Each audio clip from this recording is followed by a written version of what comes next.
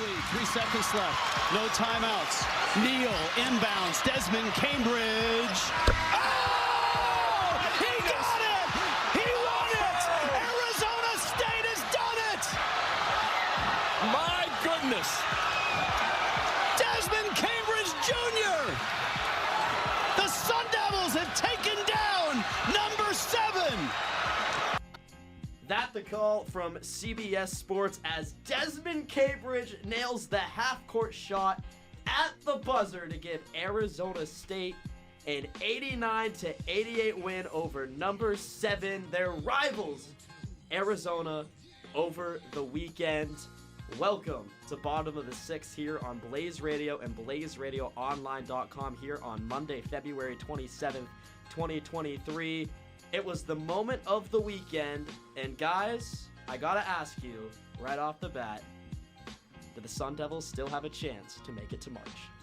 I mean, with that type of a win, that big of an upset, I would say they absolutely have a chance. They do still have quite a bit of work to go to get there, but I'm not ruling them out yet. I believe, they have a game against USC and UCLA, both on the road. If they could somehow pull off an upset in both of those and maybe to win out the rest of the season, they would definitely have a chance at the March Madness bracket, in my opinion. Yeah, I mean, you look at the other bubble teams right now, and none of them have a signature win as good as that one right there. That is just iconic to have the half-court buzzer beater to beat your rivals. That is a top 10 team in the nation.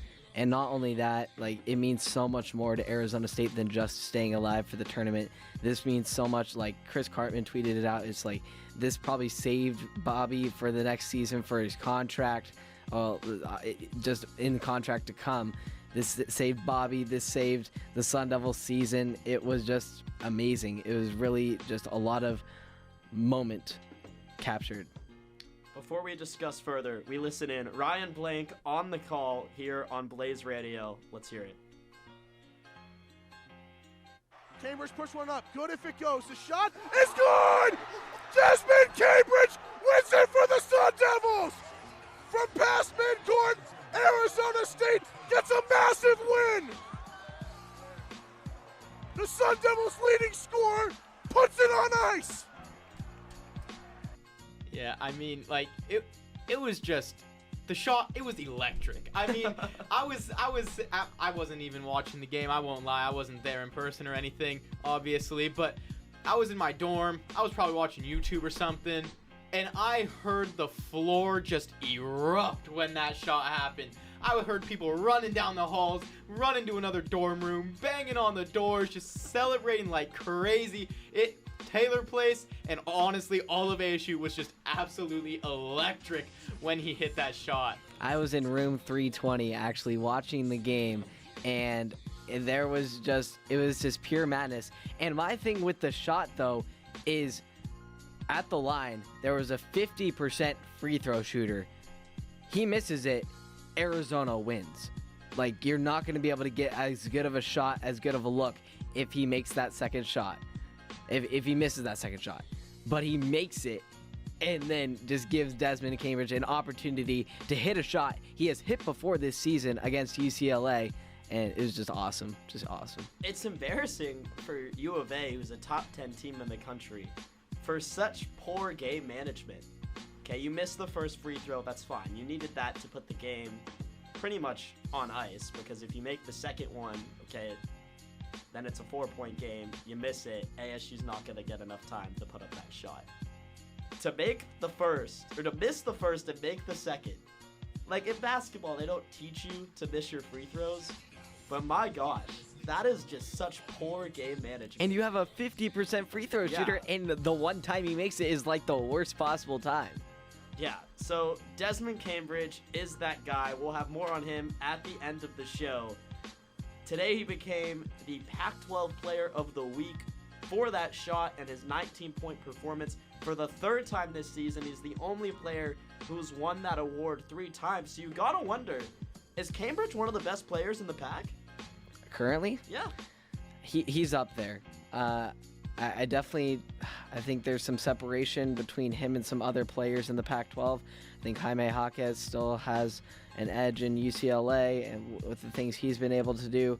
I think the guy from Arizona has also been doing well. And Boogie Ellis for USC, it has a good case. I honestly, depending on how this weekend goes, and if ASU beats USC, and which I think they can, I think that would be a good separating statement between Boogie Ellis and Desmond Cambridge. But Desmond has been very solid all season, and I think he's right there in the mix for the Pac-12 Player of the Year. I don't think it's an outreaching race to where it's one's more separated than another, like in the Big Ten, where it's just Zach Edey. I think in the Pac-12 right now, it's razor thin between the Player of the Year race. This is my pitch to make him first team All-Pac.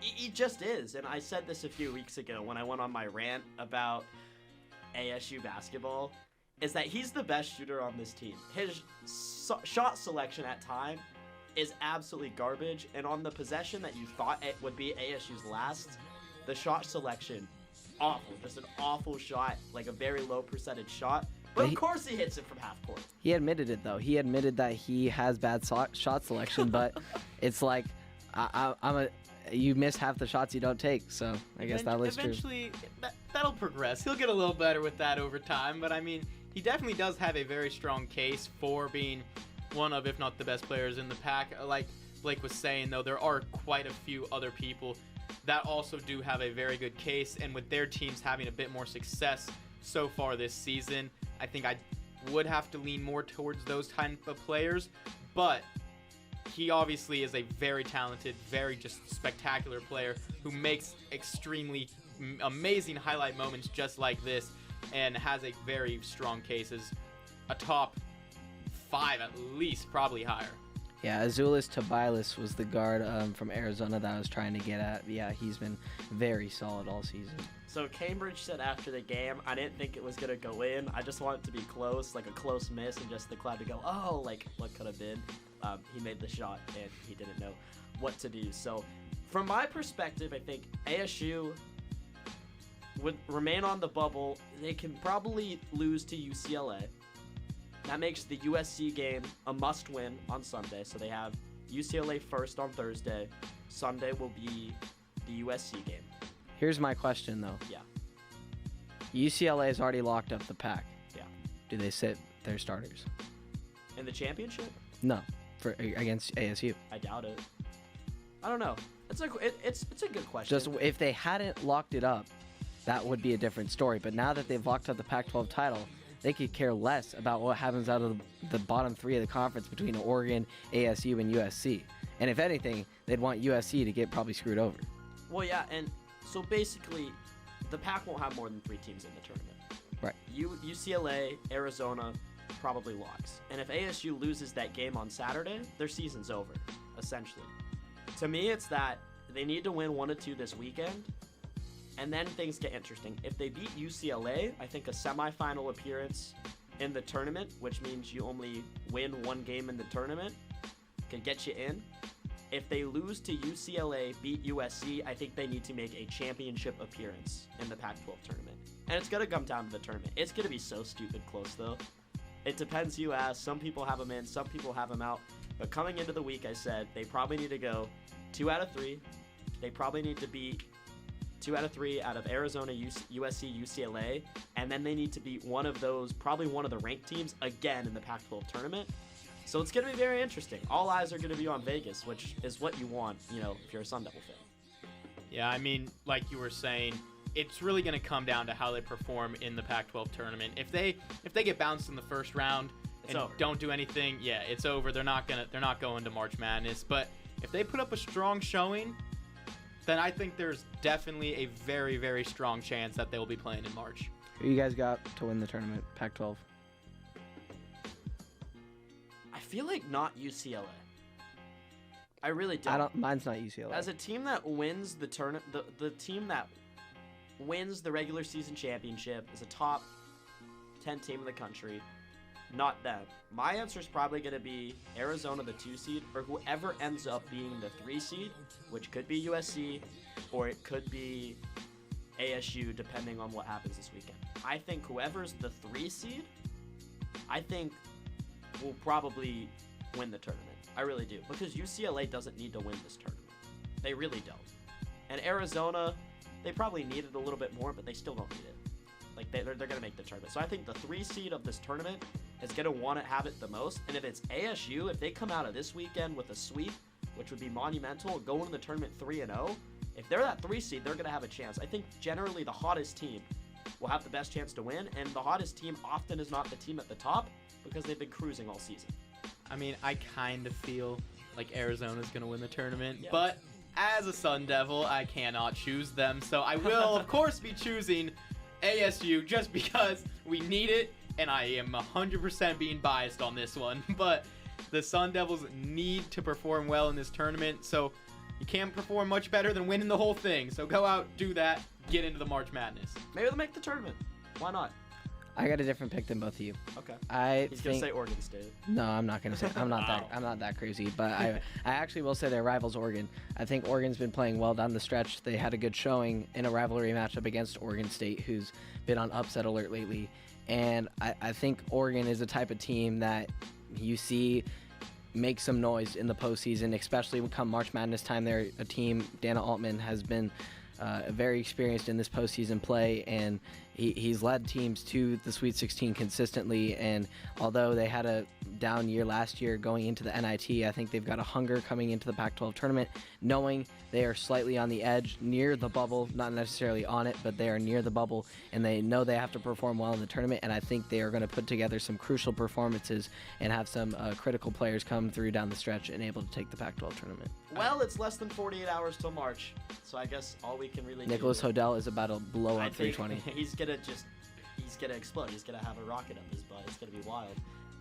From college to the pros, we go to the NBA and a historic comeback last night. The biggest Lakers comeback in 20 years. Coming into the game, teams were 0-138 when trailing by 27 or more points at one point in the second quarter. The Lakers trailed by 27. At halftime, they trailed the Mavericks by 14. They come back to win the game 111-118. They now sit just 3 games below 500. Dylan Oliver, before we get into the aftermath of the game, just talk about last night's performance and how you were feeling. You got the Lakers shirt on today. Just I do. What's going through your mind? I mean, going into the game, I was feeling pretty good. We were on a nice little 2-game win streak, one of the longest we've had all season. After the trades that Pelinka made at the deadline, we have been looking like a completely new team. We have defense, we have 3-point shooting, and all around we've just been playing like a very, very good basketball team. And it gave me a lot of hope with how condensed all the teams are this season. I really thought there's a shot we can make a run here and get up to maybe that 6th seed in the playoffs to play maybe, I don't know, the Kings in the first round in a 3-6 matchup. And then going into the game, I was getting excited. I just woke up. I was eating breakfast and the game started, right?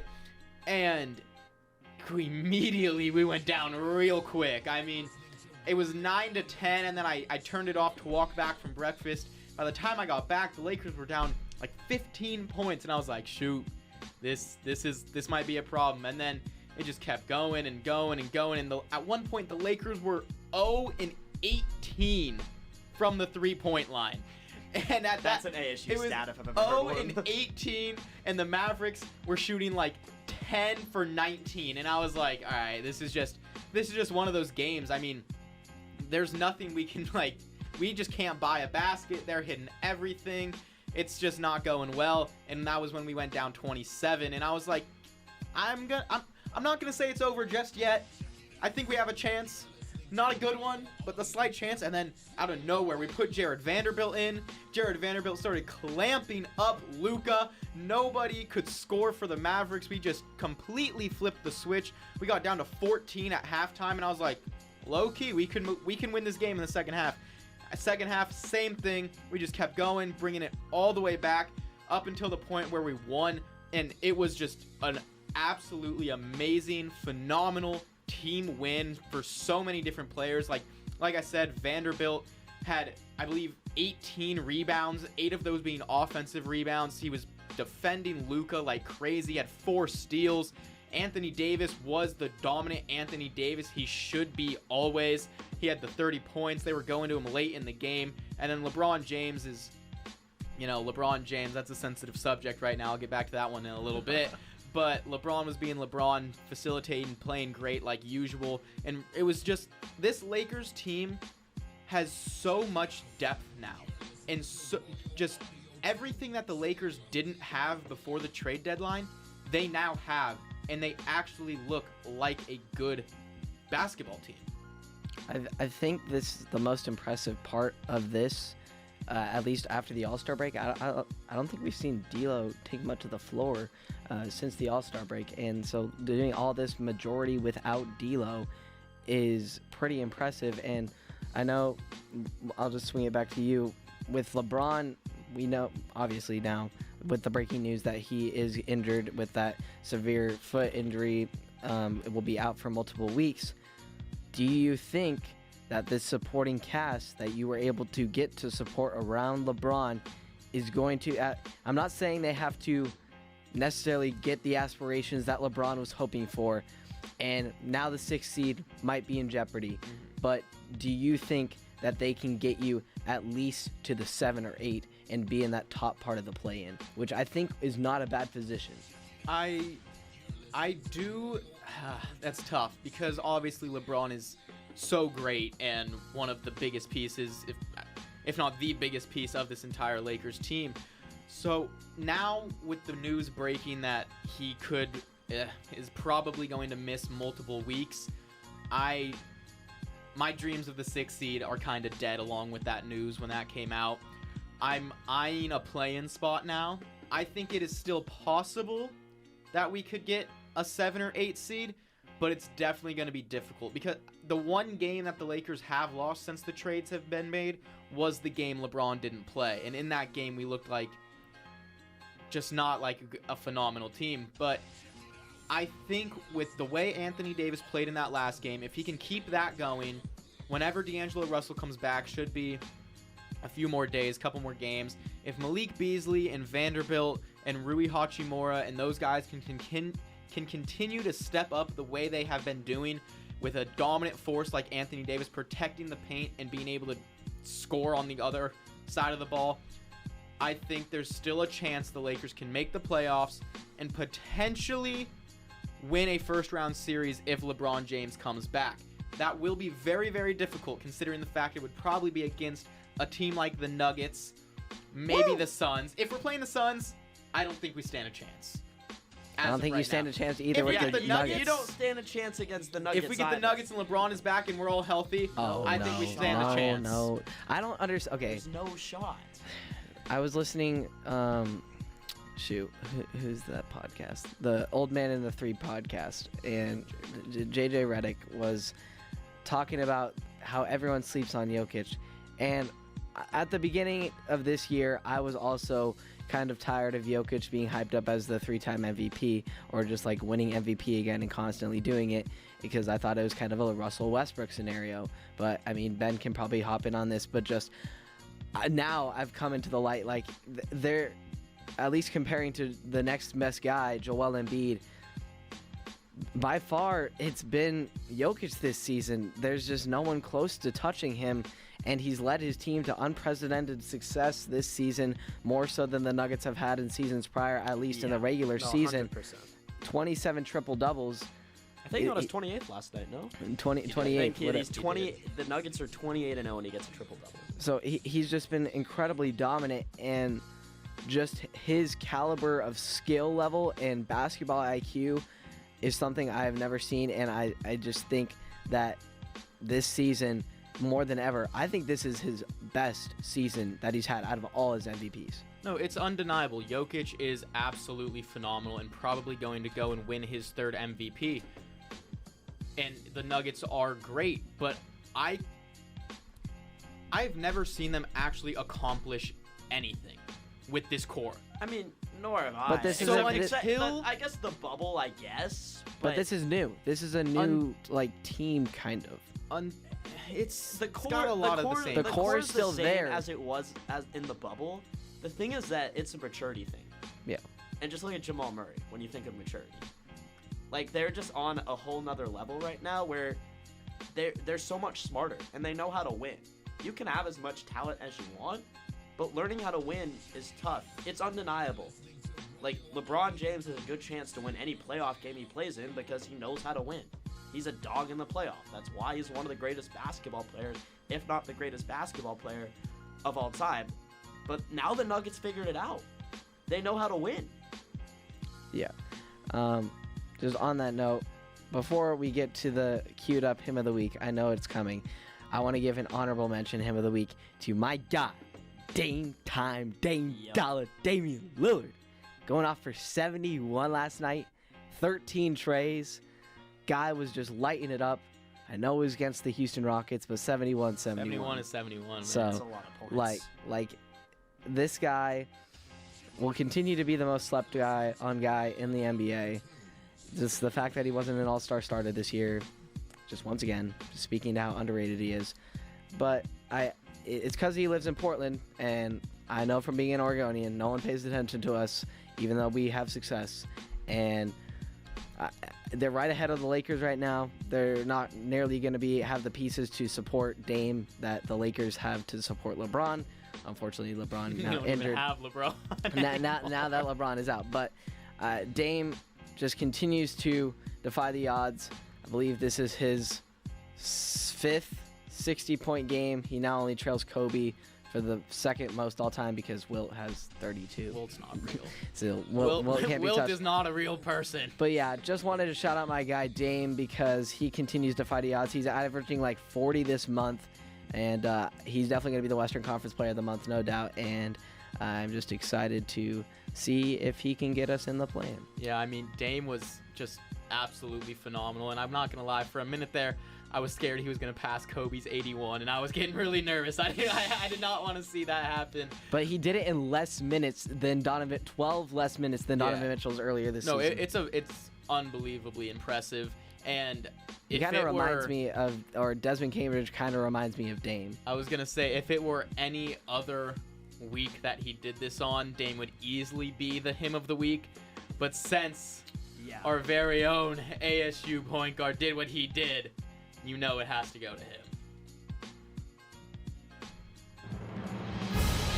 All right, it's the time that everybody is waiting for. The reason you turn into bottom of the sixth here on Monday, the announcement of the Hymn of the Week award. There are no nominees this week, just one winner. He scored 19 points and the game winner at McHale down in Tucson, Desmond Cambridge, is Hymn of the Week.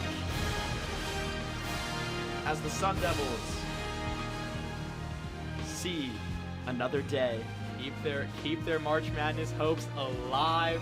That shot's gonna be remembered for ASU fans for a very long time, because just how amazing it was and what it could possibly lead to with them now still having a chance to get into the tournament. It was amazing. The miracle at McHale. Never forget. The McHale Miracle. So, that's going to pretty much wrap it for us. Dylan Oliver, Blake Neiman, Ben Paris here in studio. Don't forget to tune in somewhere around 11:30 for Blaze After Dark, bottom of the sixth After Dark, the midnight hour. I know Sami Zayn's going to get talked about this week after some type of documentary mini-series, something vlog came out. Lots of basketball. Maybe Jeff Bezos. We'll probably talk about the MLB pitch clock because big philosophy update tonight. Oh, big philosophy Huge update. That's how we philosophy kick off the update. show. And yeah, we'll probably talk about the pitch clock. I think every sports show on planet Earth is talking about the pitch clock. We didn't have a chance to get to it, but that is why we have the Midnight Hour on Blaze Radio and BlazeRadioOnline.com. But for the next few hours, go grab some dinner just like us. Stay warm. We'll see you soon here on Blaze Radio. Fight.